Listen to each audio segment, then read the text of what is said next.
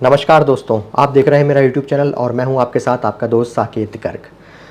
पहलगाम के अंदर 3 दिन पहले जो कायराना हरकत आतंकवादियों ने की थी, पाकिस्तान की शह के ऊपर जो कायराना हरकत आतंकवादियों ने की थी, जो उन्होंने धर्म पूछकर पर्यटकों को गोलियों से भून दिया था, उसके खिलाफ भारत बहुत जल्द ही बड़ी कार्रवाई करता हुआ नज़र आ सकता है। ये मैं नहीं कह रहा हूँ, ये आप भी समझ रहे हैं, ये हर कोई कह रहा है। लेकिन इसके क्या बड़े संकेत मिल रहे हैं हमें, और क्या संकेत इस बारे में मिल रहे हैं कि ये कार्रवाई पहले से बड़ी होगी, आज के इस वीडियो में हम उस बारे में ही बात करने वाले हैं।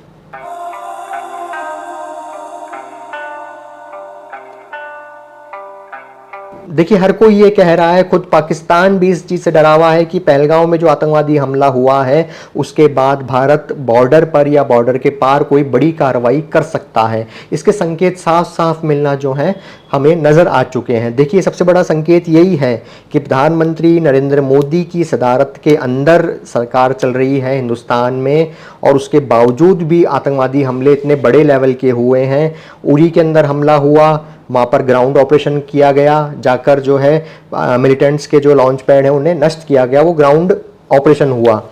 पुलवामा में हमला हुआ, सर्जिकल स्ट्राइक की गई, और अब जो ये पहलगाम में बड़ा हमला हुआ है जिसके अंदर धर्म पूछकर गोलियां मारी गई है आतंकवादियों के द्वारा, तो अब इससे सवाल उठ रहे हैं मोदी सरकार के ऊपर भी कि भैया आप इतनी बड़ी बड़ी बातें कर कर सत्ता के अंदर आए थे, लेकिन आपके रहते हुए भी आतंकवादी हमले हो रहे हैं। आपने 370 हटाई जब कहा था कि इससे आतंकवाद की कमर टूट जाएगी, लेकिन देखिए कितना बड़ा हमला हुआ है, धर्म पूछकर पर्यटकों पर गोली मारी गई है। आप कब से कहते हुए आ रहे हैं, अमित शाह कब से कहते हुए आ रहे हैं कि कश्मीर में सब कुछ सामान्य हो गया है, और आपकी ही बातें सुनकर, आपकी ही बातों पर विश्वास कर कर पर्यटक वहां घूमने गए, और देखिए उनके साथ में क्या हुआ, धर्म पूछकर उनका और उनके ऊपर गोलियां बरसाई गई है। यह कि भैया आपकी इंटेलिजेंस का क्या हुआ, इंटेलिजेंस का इतना बड़ा फेलियर कैसे हुआ, सिक्योरिटी का इतना बड़ा ब्रीच कैसे हुआ, वहां पर सेफ्टी के प्रॉपर मेजर्स क्यों नहीं थे जिस जगह पर ये आतंकवादी हमला हुआ है, और इतने बड़े आतंकवादी हमले की जानकारी आपको पहले से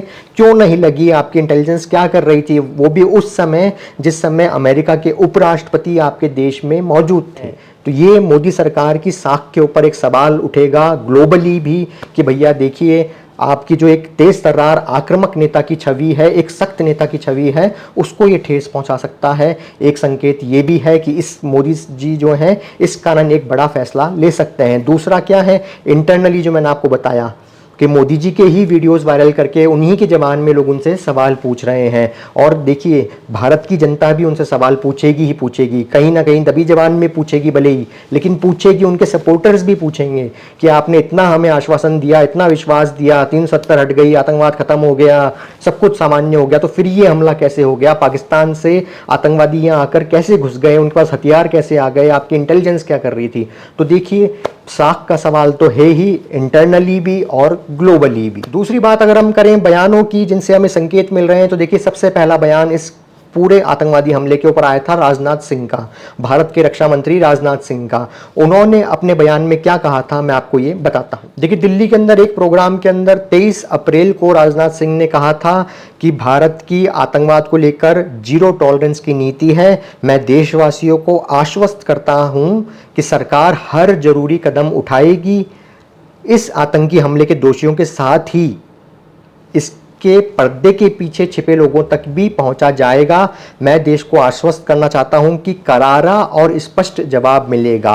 और साथ ही राजनाथ सिंह ने कुछ ही समय के अंदर जो भी सेंटेंस है, फ्रेज है, वो भी काम में लिया था कि कुछ ही समय के अंदर करारा और स्पष्ट जवाब मिलेगा। साथ ही प्रधानमंत्री नरेंद्र मोदी ने कल बिहार के मधुबनी के अंदर बयान दिया। उन्होंने इस बयान के अंदर इंग्लिश के अंदर भी अपनी बात कही, ताकि ग्लोबली भी वो अपनी बात पहुंचा सकें सब लोगों तक, सारे देशों तक, उनके प्रमुखों तक। देखिए, वहाँ पर वो मधुबनी के अंदर, बिहार के अंदर एक रैली को संबोधित कर रहे थे, वहाँ वो हिंदी में अपना भाषण दे रहे थे, लेकिन उन्होंने एक पर्टिकुलर बात जो है वो इंग्लिश के अंदर कन्वे की है जान करके, ताकि वो ग्लोबली भी एक संकेत दे सकें कि भैया हम कुछ ना कुछ बड़ा करने वाले हैं।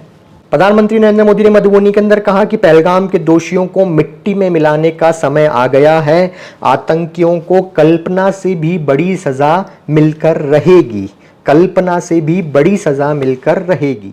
साथ ही इस मंच से दुनिया को संदेश देने के लिए उन्होंने अंग्रेजी के अंदर भी कहा, जिसका मैं आपको हिंदी में अनुवाद बता रहा हूं, कि हम उन्हें दुनिया के अंतिम छोर तक खदेड़ेंगे, आतंकवाद से भारत की आत्मा कभी नहीं टूटेगी, आतंकवाद को सजा मिलेगी। प्रधानमंत्री नरेंद्र मोदी ने कहा कि मैं आज बिहार की धरती से पूरी दुनिया को कहता हूं कि भारत हर आतंकवादी और उसके समर्थकों की पहचान करेगा, उनका पता लगाएगा और उन्हें सजा देगा। साथ ही और भी संकेत मिल रहे हैं मीटिंग्स के द्वारा, जो लगातार मीटिंग्स हाई लेवल की सिक्योरिटी की मीटिंग्स होती जा रही हैं, उनसे भी लगातार संकेत मिल रहे हैं कि कुछ बड़ा होने वाला है।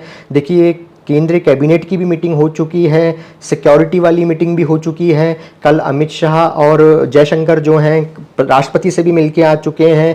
आज जो सेना प्रमुख हैं हमारे उपेंद्र द्विवेदी जी, वो भी श्रीनगर और पहलगाम गए हुए हैं और साथ में सर्वदलीय मीटिंग भी कल हो चुकी है। सर्वदलीय मीटिंग के अंदर भी, ऑल पार्टी मीट के अंदर भी विपक्ष ने सरकार के साथ एकजुट होकर कहा है, राहुल गांधी का ये बयान आया है कि हमने सरकार को कहा है कि आप सख्त से सख्त कार्रवाई कीजिए और विपक्ष जो है वो सरकार के साथ है हर कार्रवाई के अंदर। मल्लिकार्जुन खड़गे ने और दूसरे पार्टी के नेताओं ने भी बयान दिया है कि सरकार जो है सख्त से सख्त कार्रवाई करे और विपक्ष सरकार के साथ है हर कदम के अंदर। सरकार जो भी फैसला लेती है उसमें विपक्ष उनके साथ है। साथ ही अगर बात करें हमारे सेना की, तो देखिए सेना ने जो है युद्ध अभ्यास शुरू कर दिया है और इस युद्ध अभ्यास का नाम रखा है आक्रमण। अब आप समझ जाइए, नाम से ही सिग्नल मिल रहा है आक्रमण। वायुसेना के इस युद्धाभ्यास के अंदर राफेल की जो 2 स्क्वाड्रन है उन्हें शामिल बताया जा रहा है। एक स्क्वाड्रन जो है अंबाला हरियाणा की है और दूसरी जो है हाशीमारा वेस्ट बंगाल वाली जो स्क्वाड्रन है वो शामिल है। इस बार हम सीधा राफेल दिखा रहे हैं। राफेल के जो 2 स्क्वाड्रन्स हैं वो युद्धाभ्यास कर रही है। ये एक बहुत बड़ा संकेत है कि आगे आने वाले समय में क्या हो सकता है बॉर्डर पर या बॉर्डर के पार।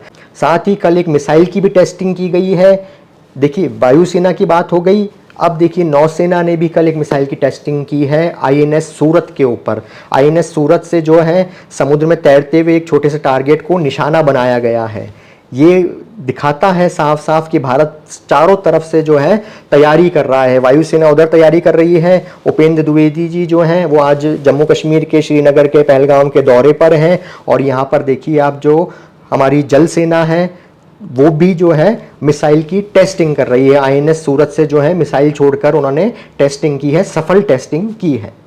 साथ ही एक और बड़ा संकेत मिला था जब भारत सरकार ने 5 बड़े फैसले लिए थे अपनी मीटिंग के अंदर। देखिए, उन 5 बड़े फैसलों के अंदर क्या था कि एक तो सिंधु जल समझौता जो है, इंडस वाटर ट्रीटी जो है उसको कैंसिल किया जा रहा है। पाकिस्तानियों के सारे वीज़ा कैंसिल किए जा रहे हैं कि भैया आप बाहर निकलिए।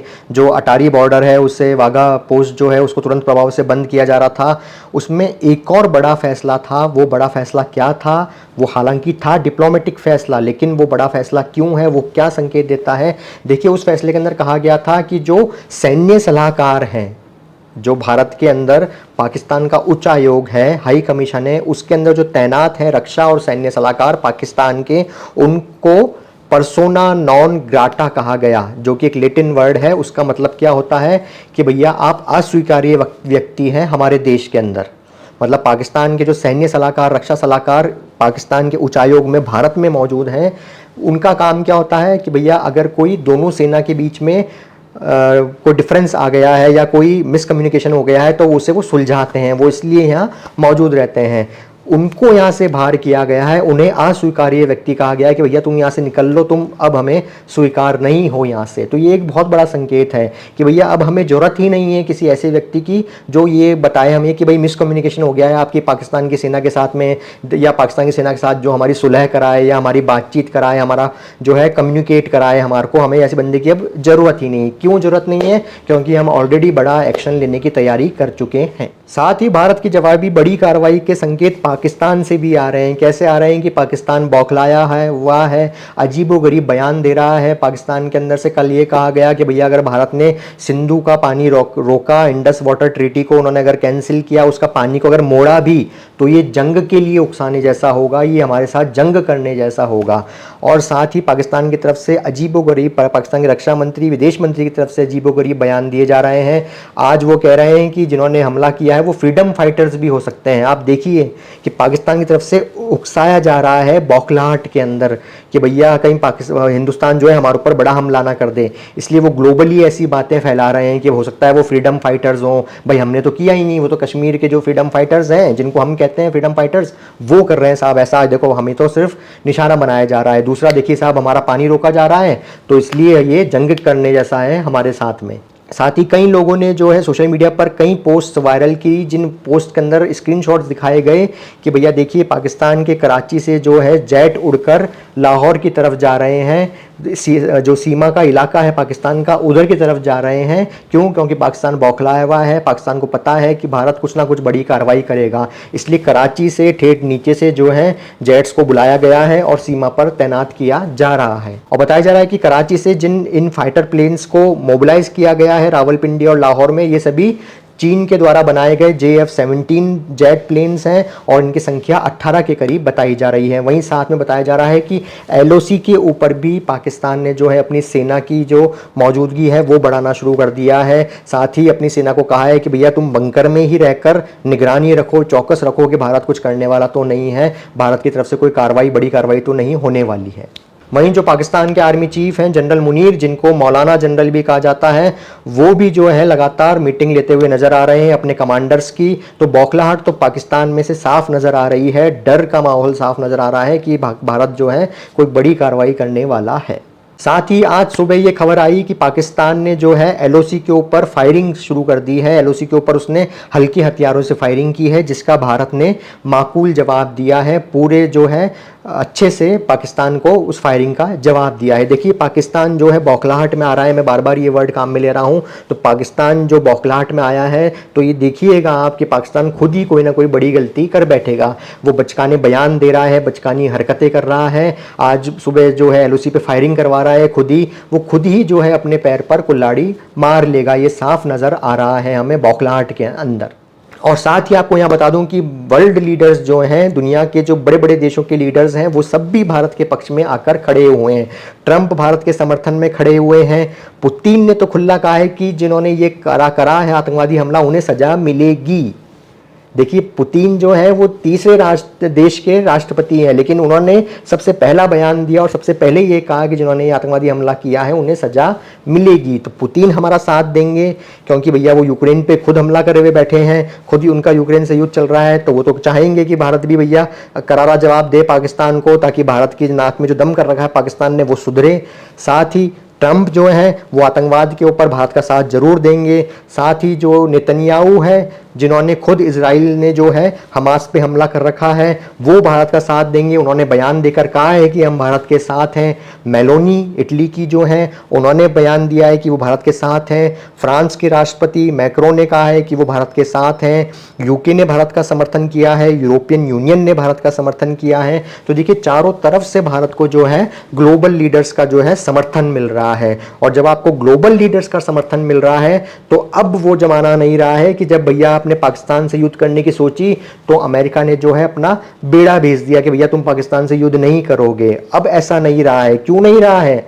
मोदी जी के आ जाने से नहीं, अकेले क्यों नहीं रहा है? क्योंकि वो अमेरिका जो पाकिस्तान पे हमला करने पर बेड़ा भेजता था, वो खुद अमेरिका आतंकवाद से परेशान हो रहा है। वो खुद अमेरिका जो है अब पाकिस्तान आतंकवाद के खिलाफ जो है हमले करता फिर रहा है, कभी अफगानिस्तान में, कभी इराक में और कभी एबटाबाद में पाकिस्तान के घुसकर जो है उसामा बिन लादेन को मार रहा है। तो अब जो ग्लोबल सपोर्ट भारत को चाहिए वो भारत को मिलता हुआ, साफ साफ मिलता हुआ नजर आ रहा है। और दूसरा पहलू उसमें क्या है, वो ये है कि पाकिस्तान की साख जो है ग्लोबल लीडर्स के सामने जियोपॉलिटिक्स में जो है दिन पर दिन गिरती जा रही है। पाकिस्तान जो है आतंकवादी राष्ट्र जो है सबके सामने खुलकर सामने आ रहा है कि भैया ये आतंकवादी राष्ट्र है, ये आतंकवाद को पनपा रहा है और सबको नुकसान पहुंचा रहा है। अकेले भारत को ही नुकसान नहीं पहुंचा रहा, अब वो सबको नुकसान पहुंचा रहा है। तो इसलिए ग्लोबल सपोर्ट भारत को भर भर कर मिल रहा है, खुला मिल रहा है। और देखिए भारत की जनता होने के कारण, भारत का आम नागरिक होने के कारण मेरी भी भारत सरकार से हाथ जोड़कर ये प्रार्थना है कि अब की बार ऐसा ठोस कदम उठाया जाए, ऐसा ठोस जवाब दिया जाए आतंकवादियों को, आतंकवादियों के आकाओं को और पाकिस्तान को, जो इस आतंकवाद को पनपाता हुआ नजर आ रहा है, 1947 से जो ये हरकतें करता हुआ नजर आ रहा है, कि अब जो आतंकवाद को पनपाने वाले हैं, आतंकवादियों के जो आका हैं और जो आतंकवादी हैं, उनकी रूह कांप जाए, उनकी 7 पुश्तें कांप जाएं कि भैया अगर हमने भारत की तरफ देखा भी, हमने भारत के आम नागरिकों की तरफ देखा भी, हमने भारत की सेना या भारत के सुरक्षा बलों की तरफ देखा भी अगर, तो हमारा क्या अंजाम होगा वो खुदा ही जाने।